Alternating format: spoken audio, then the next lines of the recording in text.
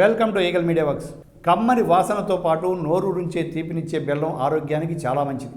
ఎందుకంటే పంచదారలో ఉన్నట్లు బెల్లంలో ఎక్కువగా రసాయనాల వాడకం ఉండదు. పైగా ఇందులో ఖనిజాలు అధికం. అందుకే దీన్ని మెడిసినల్ చక్కెర అంటారు. బెల్లంతో సాధారణంగా వచ్చే చాలా అనారోగ్యాలను దూరం చేసుకోవచ్చు. పొడి దగ్గు ఇబ్బంది పెడుతున్నప్పుడు గ్లాసు బెల్లం పానకంలో కొద్దిగా తులసి ఆకులు వేసి రోజుకు 3 సార్లు తీసుకుంటే ఉపశమనం ఉంటుంది.